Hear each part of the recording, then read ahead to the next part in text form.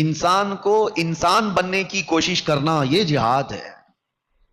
کوشش کرو اللہ کے راستے میں، وجاہدوا فی اللہ حق جہادی، اللہ کے راستے میں کوشش کرو. کس بات کی کوشش کرے گا انسان؟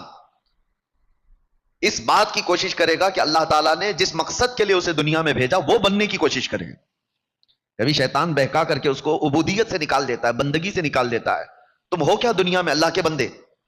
اللہ کا بندہ ہے، ہم سب اللہ کے بندے ہیں. لیکن کبھی کبھار شیطان بندگی سے نکال کر کے دماغ میں ڈالتا ہے نہیں تو خدا ہے، خدا بننے کی کوشش کرتا ہے بندہ. تو واپس عبودیت کی طرف آ جائے، بندگی میں آ جائے. اس کوشش کرنے کو اللہ تعالیٰ نے فرمایا اللہ کے راستے میں کوشش کرو جیسے کہ کوشش کرنے کا حق ہے. کیونکہ آیت کریمہ میں اللہ تعالیٰ خود فرماتا ہے. وجہ کیا ہے اس پر کوشش کرنے کی؟ مثال میں آپ کو یوں دے کر کے بتا دوں کہ میاں میں نے آپ کو ایک مرسیڈیز کار دی ہے اور پھر میں کہوں گا اس کو سنبھال کر کے رکھنا، ماروتی بننے کے مت دینا. مطلب کیا ہے اس کا؟ میں اگر آپ کو کار دے دوں اور یہ کہوں اس کو کار ہی بنائے رکھنا، ٹریکٹر بننے مت دینا، تو اس کا مطلب یہی ہے کہ میں نے آپ کو ایک اعلیٰ چیز دی ہے، ادنا کی طرف مت جانا. اور قرآن میں اللہ فرماتا ہے وجاہدوا فی اللہ حق جہادی هو اجتباکم. اللہ کے راستے میں وہ کوشش کرتے رہو جو اللہ نے تمہیں بنا کر کے بھیجا ہے. وجہ یہ ہے کہ اس نے تمہیں چنا ہوا ہے. هو اجتباکم، اس نے تم کو چن لیا ہے. وما جعل علیکم فی الدین من حرج، اللہ تعالیٰ یہ بھی فرماتا ہے تمہارے دین میں اللہ نے کوئی زبردستی نہیں رکھی ہے. ملت ابیکم ابراہیم هو سماکم المسلمین، تمہارے باپ ابراہیم کا دین وہ کیا تھا؟ وہ اسلام. اور اللہ تعالیٰ فرماتا ہے تمہارا نام اللہ نے مسلمان رکھا ہے، کسی کے باپ نے نہیں رکھا، اللہ نے ہمارا نام مسلمان رکھا. آئیں کائیں مت کرو، شرماؤ مت، ٹوپی چھپا کر داڑھی نکال کر کے میں کامن آدمی لگوں، سیکولر لگوں. سیکولر کا مطلب ہوتا ہے ایک منافق، وہ ادھر بھی رہنا چاہتا ہے ادھر بھی رہنا چاہتا ہے. میں کہتا ہوں کہ آپ پیور بن جاؤ، جو ہو وہ بتاؤ. السلام علیکم دوستو، کیسے ہیں آپ سبھی لوگ؟ تو آپ سبھی کے لیے ایک بہت ہی بڑھیا اور کافی مزیدار اور کافی دل کو سکون دینے والا ایک نیا بیان لے کر آیا ہوں جو مفتی سلمان اظہری صاحب کا ہے. تو اس ویڈیو میں دنیا کے ابھی جو ایپسٹین فائل کے بارے میں جو معاملات چل رہا ہے اس کے بارے میں مفتی سلمان اظہری صاحب نے کیا بیان دیا ہے، آپ لوگ اس کو ضرور سنیے اور اس کو سن کر شیئر بھی ضرور کریے اور اس کو لاسٹ تک ضرور دیکھیں اس ویڈیو کو، کیونکہ ہم سبھی کو بھی پتہ ہونا چاہیے آخر مفتی سلمان اظہری کا جو نیا بیان آیا ہے کس لیے آیا ہے. اور ہم سبھی کو سننا کافی بہتر ہوگا کیونکہ بہت سارے ان کے چاہنے والے بہت سارے لوگ ہیں دنیا میں. تو ان کا بیان جو آتا ہے تو ہم سب لوگ کسی اور چیز کو چھوڑ کر، کسی اور چیز کو نہ دیکھ کر یہی سب چیز دیکھیں اور اس سے کچھ علم اور عبرت حاصل کریں. تو ویڈیو کو اسٹارٹ کرتے ہیں. آپ سبھی لوگ اس ویڈیو کو ضرور دیکھیں اور اسے زیادہ سے زیادہ شیئر بھی ضرور کریں. تو میں ویڈیو اسٹارٹ کرتا ہوں، آپ بھی دیکھیں اور ہم بھی دیکھتے ہیں آپس میں مل کر. تو چلے اسٹارٹ کرتے ہیں اس ویڈیو کو. اللہ تبارک و تعالیٰ نے تمہارا نام مسلمان رکھا ہے تو کھل کر کے مسلمانی کا اظہار بھی ہو. لوگ نام ایسے ڈھونڈتے ہیں انٹرنیٹ پر کہ کامن لگنا چاہیے.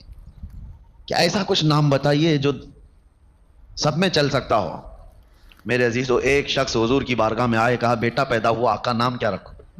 حضور نے فرمایا محمد رکھو. بیٹا پیدا ہوا، محمد نام رکھا. چند سالوں کے بعد آئے، دوسرا بیٹا پیدا ہوا. حضور کی بارگاہ میں عرض کیا کہ یا رسول اللہ صلی اللہ علیہ وسلم بیٹا پیدا ہوا ہے، نام کچھ آپ فرمائیں. حضور نے فرمایا محمد رکھو. پھر محمد رکھا. تیسرا بیٹا پیدا ہوا، پھر آئے حضور کی بارگاہ میں، کہا حضور نام کچھ میرے بیٹے کے لیے، تیسرا بیٹا ہوا ہے. حضور نے کہا محمد رکھو. انہوں نے کہا یا رسول اللہ پہلے بیٹے کا نام محمد ہے، دوسرے کا بھی محمد ہے، آپ نے تیسرے کا بھی بتایا. میرے آقا نے فرمایا تجھے کیا فرق پڑتا ہے، ایک گھر میں تین تین محمد ہو جائیں. اور یہ فرمایا گیا کہ جس کا نام محمد ہوگا قیامت کے دن جیسی ہی اسے پکارا جائے، سنو ہوگا یہ محشر کے میدان میں. روایات بتاتی ہیں کہ سب سے پہلے فرشتے حضور پاک صلی اللہ تعالی علیہ وسلم کا نام لے کر پکاریں گے، محمد کہاں ہیں؟ اس لیے کہ محشر میں سب کے نام چلیں گے، ہمارا بھی نام ہوگا، آپ کا بھی نام ہوگا. حضور کا نام لے کر جیسی ہی پکارا جائے گا تو جتنے محمد ہوں گے سب دوڑ کر کے آ جائیں گے. فرشتے کہیں گے نہیں تم کو نہیں بلایا گیا ہے، وہ محمد ابن عبداللہ آمینہ کے بیٹے کو بلایا گیا. رسول اللہ کو رب تعالیٰ فرماتا ہے میرے نام نبی کے نام پر آئے ہیں سب کو بخش دو، اب واپس مت کرو، ایمان کے ساتھ آئے تھے۔ یہ نام رکھنے کا وہ اثر ہے میرے عزیزو۔ یہاں لوگ چھپانے کی کوشش کر رہے ہیں، سیکولر بننے کی بات کی جا رہی ہے۔ آپ کو اللہ تعالیٰ نے جس دین پر رکھا ہے اس کا کھل کر کے اظہار ہو۔ میں ایک بات اور بھی کہتا ہوں، ہاں اظہار تو کرتے ہیں، ہم بہت زیادہ کرتے ہیں، شو شائننگ میں بہت زیادہ ہے ہماری قوم۔ کہاں پہ پھول برسائیں گے ہمارے اوپر، ایک ایک کنٹل پھول، کسی جلسے میں جاؤ تو ہم دیکھتے ہیں، اور کاروں کی قطار ہے۔ پوچھنے پر پتا چلا کہ ہم اپنی شان کا اظہار کیوں نہ کریں؟ شان کا اظہار یہ کچرا کر کے پھولوں کی برسات کرو، پنڈال لگاؤ، بہت بڑے بڑے کمکمے لگاؤ، جھنڈیاں لگاؤ، پھر پتا چلتا ہے جلوس میں ساری چیزیں، اس لیے کہ اسلام کا اظہار کر رہے ہیں۔ ارے نادان، اسلام کا اظہار تیرے چہرے پہ ہوتا، تیرے لباس میں ہوتا، تم نے اپنے جسم پر اظہار تو نہیں کیا، اور چیزوں میں اظہار کرنے کی کوشش کر رہے ہو۔ مسجدوں کے مینار اتنے بلند ہو گئے، اس کی داڑھی 2 انچ بھی بڑی نہیں ہوتی۔ مسجدوں کو کتنی اوپر تک بنا دیا گیا ہے، تم نے اپنے آپ میں اظہار کیوں نہیں کیا؟ میں اکثر ایک بات کہتا ہوں، تم لڑتے ہو جھگڑتے ہو روزانہ اپنی داڑھی سے، اور یہ داڑھی بھی بڑی ضدی ہے، روز صاف کرتا ہے بیچارہ، داڑھی کو بولتا ہے نہیں میں مرد نہیں ہوں، وہ صبح نکل کے آتی ہے اور پھر بولتی ہے نہیں تو مرد ہے، پھر وہ نکالتا ہے۔ یہ اس کا جھگڑا تو زندگی بھر چلتا رہتا ہے، وہ ساتھ چھوڑتی نہیں اور یہ رکھتا نہیں۔ اس کو مذاق مت لو، یہ بات اس لیے میں عرض کر رہا ہوں کہ اللہ کے نبی صلی اللہ تعالیٰ علیہ وسلم سے محبت کرنے والا دنیا داروں کے چہروں کو کیوں اپنانے لگ گیا؟ حضور سے محبت کرنے والے کو ڈر کس کا ہے؟ کس کا ڈر ہے؟ دنیا کا ڈر ہے کہ تمہیں دنیا تانا دے گی، یہ کیسے چہرے ہیں؟ مجھے بات یاد آتی ہے، مولانا علی برادران 2 لوگ تھے آزادی کے موقع پر، محمد علی جوہر اور شوکت علی۔ ناگپور میں گیا تھا، ایک بہت بڑے مفتی ہیں، انہوں نے مجھ سے کہا تھا کہ آزادی کے موقع پر یہ دونوں مولانا لوگوں نے ایک بڑی بات کہی تھی۔ کہا کیا؟ کہا 15 منٹ کے لیے وہ آئے تھے اور سارے مسلمان استقبال کے لیے گئے، اس وقت بھی حالات بڑے خراب تھے، سب جگہ پر تعصب بھرا ہوا تھا، مسلمانوں کے خلاف بڑی بڑی سازشیں چل رہی تھی۔ اس وقت لوگوں نے پوچھا کہ آپ قائدین ہیں، کچھ بتائیں کیا کرنا چاہیے؟ انہوں نے کہا بہت بڑی طاقت وغیرہ جمع کرنے کی ضرورت نہیں، 2 چیزیں پابندی سے کر لو، دیکھو پھر۔ کہا کیا 2 چیزیں؟ کہا کہ ان کی بات میں کہہ رہا ہوں، سارے جتنے لوگ ہیں سب لوگ داڑھی رکھ لو اور سب لوگ ٹوپی پہن لو۔ کہا اس سے کیا ہوگا؟ کہا تمہیں پتہ نہیں، اللہ نے اسلامی شکل میں وہ رعب عطا فرمایا ہے، وہ رعب عطا فرمایا۔ تم ہو کروڑوں کی تعداد میں لیکن دکھتے کہیں نہیں، تم کامن بن کر کے جی رہے ہو، سیکولر بن کر کے جی رہے ہو، اپنے دین کو چھپا کر جی رہے ہو۔ اور دیکھو ہزاروں کے مجمع میں 4 سکھ بھی ہوں گے تو لگتے ہیں کہ ہاں سکھ برادری کے لوگ ہیں، کیونکہ انہوں نے اپنی شناخت کو برقرار رکھا، اپنی پہچان کو برقرار رکھا۔ وہ ہزاروں میں 4 بھی ہوں تو نظر آتے ہیں، اور تم لاکھ بھی ہو تو نظر نہیں آتے، پوچھنا پڑتا ہے نام کیا ہے تمہارا، وہاں سے بھی نہیں سمجھ میں آتا، اس نے راجو نام بتا دیا، وہ ادھر بھی ہے ادھر بھی ہے، سمجھ میں نہیں آیا تو باپ کا نام پوچھنا پڑتا ہے، باپ کا نام کیا ہے، اس نے ببلو بتا دیا، راجو سے بھی نہیں سمجھ میں آیا، ببلو سے بھی نہیں سمجھ میں آیا، ادھر کا ہے کہ ادھر کا ہے، دادا تک جانا پڑتا ہے۔ کیا یہ ہماری پہچان ہے؟ اللہ کے رسول صلی اللہ تعالیٰ علیہ وسلم نے جن صحابہ کو اپنے معاشرے میں رکھا، اللہ اکبر، ان کی پہچان کیا تھی؟ ایک رومی بادشاہ نے حضور صلی اللہ تعالیٰ علیہ وسلم کے ایک سفیر کا کیسا استقبال کیا تھا۔ ایک صحابی روم گئے ہوئے ہیں اور وہاں کے بادشاہ سے ملاقات ہے، حضور کا ترجمان بن کر کے گئے، ایمبیسیڈر بن کر کے گئے روم یا دوسرا بیزنطین کا کسی علاقے کی بات ہے۔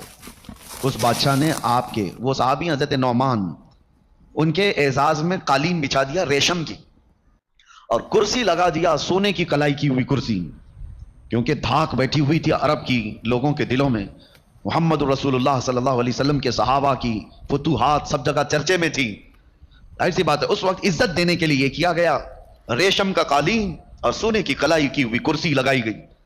وہ صحابی رسول کے استقبال میں، حضور کے نہیں، حضور کے ترجمان، حضور کے سفیر، جیسے ہی وہ آئے انہوں نے دیکھا، اپنی تلوار سے انہوں نے وہ قالین کو ہٹا کے پھینک دیا، زمین پر چل کر کے آئے، کہا کہ اس پہ قدم نہیں رکھوں گا، ہٹا دیا گیا۔ ارے ریڈ کارپیٹ آج کس کے لیے نہیں بچھایا جاتا ہے؟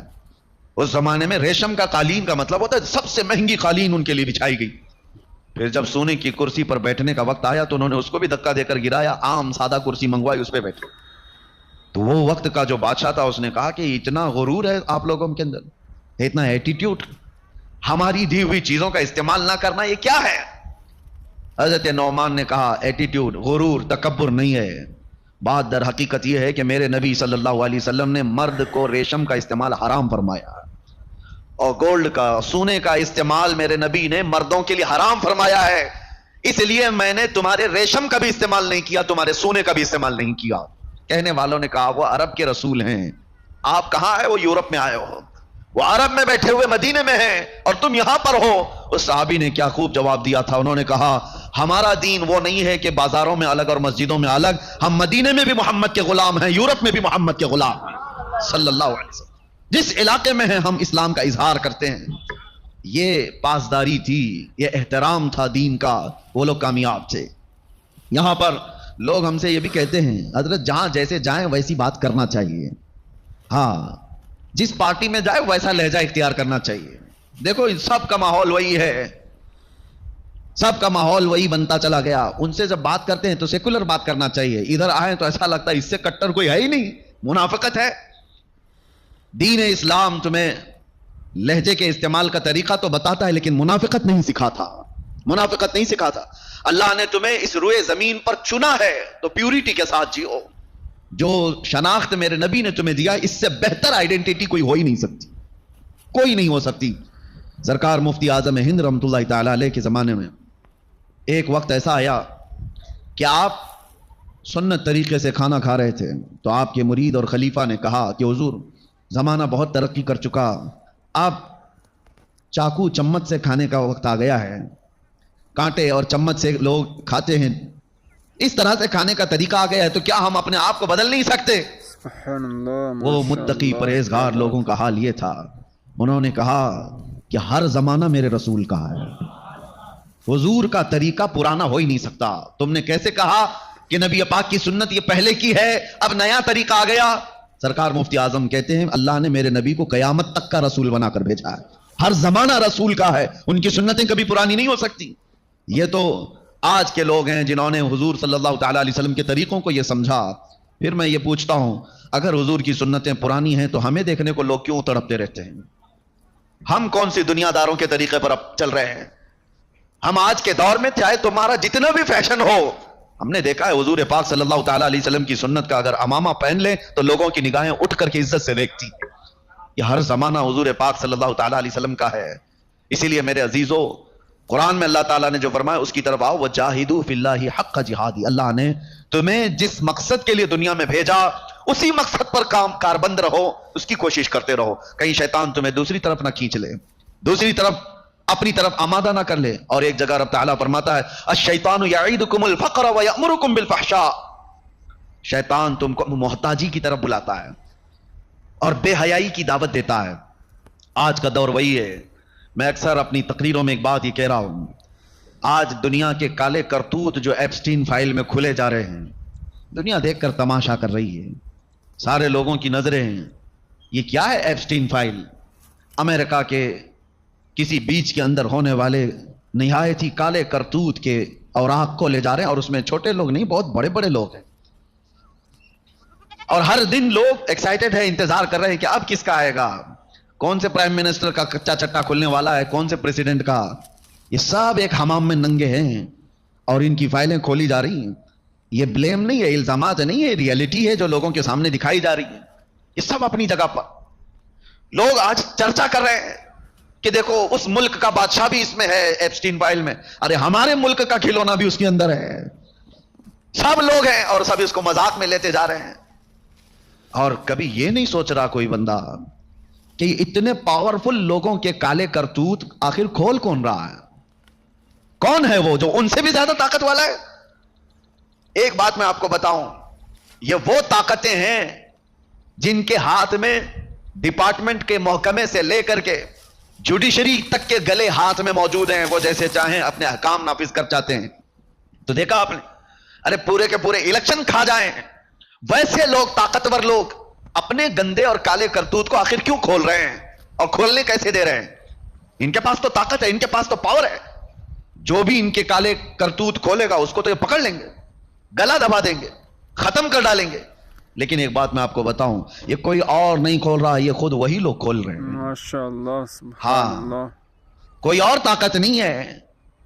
अमेरिका का सदर जो इतना पावरफुल माना जाता हो, पूरी दुनिया में उसकी ताकत के चर्चे होते हो, उसके सामने किसी चीज को रोकने की हर चीजें मौजूद हैं। पेट्रोट मिसाइल का बादशाह, पूरे न्यूक्लियर का बादशाह, जिस मुल्क को चाहे आंख दिखाए, जिस मुल्क को चाहे तबाह और बर्बाद कर डाले, कोई रोकने वाला नहीं। बड़ी बड़ी ताकतें उसका हाथ पकड़ने की तैयार नहीं। वो अपने गंदे करतूत को रोक कैसे नहीं सकता? रोकेगा क्यों नहीं? उसके पास सारी ताकतें मौजूद हैं। लेकिन एक बात की तरफ मैं आपको इशारा कर रहा हूं, ये फाइलें कोई और नहीं खोल रहा, वो काले करतूत करने वाले ये सारे ताकतवर खुद ही खोले जा रहे हैं। वजह क्या है? ये पूरा निजाम दज्जाली निजाम है, शैतानी निजाम है। ये माइंड प्रोग्रामिंग की जा रही है कि बड़े बड़े लोगों के जिना के काले करतूत देखकर आम आदमी फिर ये सोचने लग जाए कि बड़े बड़े लोग जब 12 साल की बच्चियों से बलात्कार कर सकते हैं तो हम क्यों नहीं कर सकते। धीरे धीरे ये दिमाग बनाया जाए, धीरे धीरे आम लोगों के दरमियान जिना को आम कर दिया जाए। और मुझे वो बात याद आती, अल्लाह के रसूल सल्लल्लाहु अलैहि वसल्लम ने इरशाद फरमाया, क़यामत के करीब तुम देखोगे जिना को इतना आम कर दिया जाएगा जैसे कुत्ते और गधे रास्तों पर जोड़ा खाते हैं। इंसान इस तरह से आम रास्तों पर जिना किया करेंगे और लोग उनको देखकर यूं ही गुजर जाएंगे। ये वही मंजर तो है आज। इनके काले करतूत सब देख करके लोग हंस करके आगे फॉरवर्ड कर दिए, हो गया खत्म, या तो फिर डिलीट कर दिया या शेयर कर दिया। ये मिजाज बनाया गया है आज। अश-शैतानु यईदुकुमुल फ़क़्र व यअमुरुकुम बिल फ़हशा। कुरान में अल्लाह फरमाता है शैतान तुम्हें बेहयाई की दावत देगा, तुम्हें मोहताजी की तरफ बुलाएगा। ये बड़ा निजाम है मेरे अजीजों। इन खबीसों का एक ही मकसद है, खुदाई निजाम को तोड़ देना। अल्लाह का जो निजाम है, उसने जो इंसानों के दरमियान निजाम कायम किया, इसको तोड़ देना है, खत्म करना है। इस पर हर तरह की मुमकिन कोशिश की जाती है। अल्लाह का निजाम क्या है? तुम्हें पाकीज़ा हलाल गिज़ाओं से तुम्हें रिस्क दिया गया, इस निजाम को खत्म कर दो। हलाल और हराम कोई चीज ही नहीं, हर चीज खाओ, हर चीज खाओ। बल्कि मैं आपको बताऊं, ये एप्स्टीन फाइल में ये भी तक जाहिर किया जा रहा है कि ये जालिम मर्दूद ताकतवर लोग जिन बच्चियों के साथ बलात्कार करते थे उनका पखाना भी खाते थे, पेशाब पीने वाले भी लोग थे। अपनी ख्वाहिशात को कोई आदमी इस हद तक अगर कोई गलीज करता है तो ये शैतानी निजाम है। अल्लाह का जो निजाम है कुदरत है, इसको पारा पारा कर दो, खत्म कर दो। शादी का निजाम खत्म करना चाहती है ये दज्जाली दुनिया। नहीं, क्या बात। लिविंग इन लाइफ खत्म करो, शादी उदी का निजाम। जो पसंद आए उसके साथ रहो, जब तक चाहे रहो, बच्चे हो जाएं तो भी कोई बात नहीं, फिर नहीं हो तो छोड़ दो, दूसरी रखो। शादी का निजाम ही खत्म। यूरोप में हजारों बच्चे ऐसे हैं जिनको बाप का पता ही नहीं, मालूम नहीं रह गया, क्योंकि मां कई लोगों के साथ रही। ऐसे एक दो नहीं, हजारों बच्चे हैं। नसब के लिए इस्लाम ने हिफाजत का इतना ज्यादा हुक्म दिया कि एक तलाकशुदा औरत से भी तुम्हें निकाह करने के लिए इंतजार करना होगा इद्दत का, कि पहले वाले शोहर के नुतफे का हल्का असर भी उसके पेट में बाकी न रहे, उसके रहम में कोई हिस्सा भी बाकी न रहे, ताकि तुम्हारा और पहले वाले का नसब मुख्तलिफ ना हो जाए, मिल ना जाए। इस्लाम ने इस पर जोर दिया कि बच्चों का नसब बहुत जरूरी है। और इस निजाम को यह दुनिया खत्म करना चाहती है, पूरी ताकत और कुव्वत के साथ इसको खत्म करना है। और इस्लाम ने जो निजाम सख्ती के साथ दिया, मर्द अब औरतों से निकाह करे। कुरान में अल्लाह ताला फरमाता है जो तुम्हें अच्छी लगे, एक नहीं, दो नहीं, तीन नहीं, 4 तक की इजाजत, वाजिब नहीं, इजाजत कि तुम निकाह करो। और यह दज्जाली निजाम चाहता है कि यह निजाम ही खत्म करे, मर्द मर्द से शादी कर ले, औरत औरत से शादी करे। पूरी कम्युनिटी बनाई गई LGBT, पूरी दुनिया उसके हिमायत में खड़ी है, उसके लिए कानून बनाने की कोशिश की जा रही है। मर्दों को आपस में होमोसेक्सुअलिटी की इजाजत दी जाए, औरतों को लेस्बियन बनने की इजाजत दी जाए। मुआज़ल्लाह रब्बिल आलमीन। इस पूरी दुनिया ने जो मेहनत और ताकतें लगाई है ये खुदाई निजाम को तोड़ने के लिए, उसमें हम कहां हैं आज? सोचने की बात है, हम कहां हैं? ये सारे तूफानों में तुम कहां खड़े हो? और तुम इन बड़े तूफानों से बच कैसे सकते हो? जहां पर पावरफुल लोग तुम्हारे पीछे पैसों की बरसात कर रहे हैं, ऐसे तूफानों में खड़े कैसे रह पाओगे? क्या ये वो जमाना नहीं है जिसके बारे में हुजूर ने फरमाया था तुम्हारा ईमान पर कायम रहना इतना मुश्किल हो जाएगा जैसे हथेली में अंगारा लेकर खड़ा होना मुश्किल है। बड़ी बड़ी ताकतें तुम्हारे पीछे लगी। इस्लाम ने तुम्हारी निगाहों की हिफाजत का हुक्म दिया था और इन्होंने पूरा मैदान तैयार करके दे दिया। फेसबुक, इंस्टाग्राम, न जाने क्या क्या चीजें तुम्हारे लिए बाजार मुहैया कर दिए गए। हजारों लड़कियां उसमें नंगी हैं, जिससे चाहे चैटिंग करो, जिससे चाहे बातें करो। ये मैदान खुला बना दिया गया है। किसने बनाया ये मैदान तुम्हारे चैटिंग के लिए, डेटिंग के लिए? किसने बनाया? हमारे बच्चे इसमें चले गए। अफसोस होता है, क्या रसूलुल्लाह को मुंह दिखाओगे? आज नौजवान ये समझते हैं कि ये तो नई दुनिया की बात है, नए दोस्त बन रहे हैं। क्या है ایک بات میں آپ کو بتاؤں, ایک جملہ کہا جاتا ہے فلاں لڑکی کے ساتھ چیٹنگ ہوتی ہے, میری بیسٹ فرینڈ ہے. لڑکیاں کہتی ہیں اس کے ساتھ میرا کچھ بھی نہیں ہے, بیسٹ فرینڈ ہے. یا جھوٹ ہے, کبھی ہو ہی نہیں سکتا. اللہ نے تمہیں حکم ہی نہیں دیا اس کا, بیسٹ فرینڈ کا. اجنبی کے لیے اللہ تعالیٰ, اللہ کے رسول فرماتے ہیں جب ایک اجنبی مرد ایک اجنبی عورت کے ساتھ ہو تو تیسرا اس کے ساتھ شیطان ہوتا ہے. تمہیں یہ اجازت ہی نہیں دی گئی, لیکن دنیا نے یہ نظام بنا کر کے دیا ہے تمہارے سامنے, میدان بنا کر کے دیا ہے, کھیلو اس میں, ننگے ہو جاؤ. اور اتنا ننگا ہو جاتا ہے آدمی کہ خود اپنے آپ کو بھی, اپنے خاندان کو بھی, سب کو ننگا کر دیتا ہے. یہ پوری دنیا خدائی نظام کو توڑنے میں پوری طاقت خرچہ کر رہی. فیس بک اور انسٹاگرام, یہ واٹس ایپ کے جو سوشل سائٹس بنائی گئی, جانتے ہیں یہ ملین میں نہیں بلین ڈالرز کے ہیں. یہ ہلکے پھلکی قیمت کے نہیں ہیں, کروڑوں روپیوں کے خرچ کے بعد یہ چیزیں بنی ہیں. اور ایک دو نہیں, کروڑوں لوگ اس کے اندر موجود ہیں, اس کے سبسکرائبر ہیں. کیوں دنیا تمہیں یہ پلیٹ فارم بنا کر کے دے رہی ہے؟ کبھی سوچا آپ نے؟ کبھی آپ انٹرنیٹ کی دنیا میں جائیں, آپ کو کوئی ایپلیکیشن کا سبسکرپشن لینا ہوتا ہے, یا کبھی کوئی سیکھنے والی چیز آپ کو لینی ہوتی ہے, ارے منتھلی فیس بھرنا پڑے گا آپ کو. دیکھو آپ, منتھلی فیس ہے, لیکن یہ سوشل سائٹ مفت میں دھنا دھن دی جاتی. فیس بک کی کوئی منتھلی فیس نہیں ہوتی, انسٹا کی کوئی منتھلی فیس نہیں ہوتی, اسنیپ چیٹ کہیں کوئی فیس نہیں چارج کرتا. کیوں میاں اتنا رحم دل ہمارے اوپر؟ پوری دنیا کو یہ کس چیز میں مبتلا کی؟ یہ میدان بنا کر کے دیا گیا ہے کہ ننگے ہو جاؤ, سب ننگے ہو جاؤ, خدائی نظام کو پاش پاش کرو. اللہ نے فرمایا حیا قائم رکھو, تم حیا کو قتل کر دو. اللہ نے فرمایا نظروں کی حفاظت کرو, تم نظروں سے خوب زنا کرو. اللہ نے فرمایا تم اپنے کانوں کو زنا سے بچاؤ, لذت والے الفاظ سننا یہ زنا ہے کانوں کا, اور انہوں نے بنا کے دیا روز صبح شام تم کانوں سے زنا کرو. کیوں میدان بنا کر دیا گیا ہے؟ میں اب آپ کو سمیٹتے ہوئے اس بات کی طرف لے کر کے آتا ہوں. ان طوفانی دنیا میں تم کہاں کھڑے ہو اور کیسے بچ سکتے ہو؟ ظاہر سی بات ہے, ایک ہلکا سا دیا, ایک موم بتی جل رہی ہو, کھڑکیاں سب کھلی, دروازہ بھی کھلا, تیز آندھی, طوفانی ہوا, اس وقت اس دیا کا, اس چراغ کا, اس موم بتی کا بچنا کتنا مشکل ہے, کتنا مشکل ہے. آخر کون بچائے گا اس کو؟ کیسے بچے گی یہ موم بتی؟ یہی تو فکر کی بات ہے. اب میں کہتا ہوں یہ سارے طوفانوں میں, ان آندھیوں میں آج ایمان کی تمہاری حفاظت ہو سکتی ہے تو صرف ایک بات پر, صرف ایک بات پر تم بچ سکتے ہو, اور کوئی تمہیں نہیں بچا سکتا. وہ بات کیا ہے جو تمہیں بچائے گی؟ انہیں جانا, انہیں مانا, انہیں جانا, انہیں مانا, نہ رکھا غیر سے کام. للہ الحمد میں دنیا سے مسلمان گیا. حضور کی طرف آ جاؤ, یہی طوفانوں سے بچانے والی ذات ہے. تم دل سے اور جان سے حضور کی بارگاہ میں اپنے آپ کو سپرد کر کے کہو آقا میں تمہارا غلام ہوں, آپ جیسا چاہیں میں ویسا بن کر کے رہوں. پھر دیکھنا غیب سے تمہاری حفاظت ہوتی یا نہیں. میرے عزیزوں, عنقریب ہمارے جنازے اٹھنے والے ہیں, بہت جلدی مسجدوں سے ہمارے نام کا اعلان ہو جائے گا. تم کس انتظار میں ہو کہ ابھی بہت دنیا باقی ہے؟ بلکہ اب تو دنیا اتنی تیزی سے ہمارے اوپر سے گزرے گی کہ اللہ کے رسول صلی اللہ علیہ وسلم نے فرمایا کہ تم دیکھو کہ سال مہینوں کی طرح ہو جائے گا, مہینہ ہفتے کی طرح ہو جائے گا, ہفتہ دن کی طرح ہو جائے گا. یہ اب سال بہت تیزی سے گزرنے والے ہیں. پہلے وقت میں برکت ہوا کرتی تھی, اب وقت میں برکت بھی نہیں, سب اٹھا لی جائے گی. ہم نے دیکھا ہے یوں چلتے چلتے کچھ نوجوان ہمارے آس پاس تھے, ارے آج آ کر کے لوٹ کر کے دیکھیں تو داڑیاں سفید ہو گئی, ان کے بال سفید ہو گئے. جوانی یوں تیزی سے گزر کر چلی گئی, اور اب وہ وقت بھی آ جائے گا جب ملک الموت دستک دے رہا ہوگا, موت کا فرشتہ تمہارے گھر آ چکا ہوگا. اس لیے میں کہتا ہوں اپنے آپ کو عیش و عشرت میں اتنا مبتلا کر کے نہ رکھو کہ جب تمہاری روح نکالنے کا وقت آئے تو کسی گناہ کے اڈے سے آپ کو نہ اٹھایا جائے. جب آپ کے دنیا سے جانے کا وقت آئے تو منہ چھپا کر جانے کی نوبت نہ آئے. آج لے ان کی پناہ, آج مدد مانگ ان سے, کل نہ مانیں گے قیامت میں اگر مان گیا. حضور پاک صلی اللہ تعالی علیہ وسلم کی طرف سے ہر جگہ یہ اعلان کیا جا رہا ہے, ہر جگہ اعلان کیا جا رہا ہے. قرآن میں رب تعالیٰ فرماتا ہے محبوب اپنے غلاموں سے کہہ دے میرے پیچھے چلو. اگر وہ آپ کے پیچھے چل بھی لیں, اللہ فرماتا ہے یحببکم اللہ, اللہ ان سے محبت کرے گا, اللہ ان سے محبت کرے گا. رب تبارک تعالیٰ فرماتا ہے یہ اللہ کے محبوب ہو جائیں گے.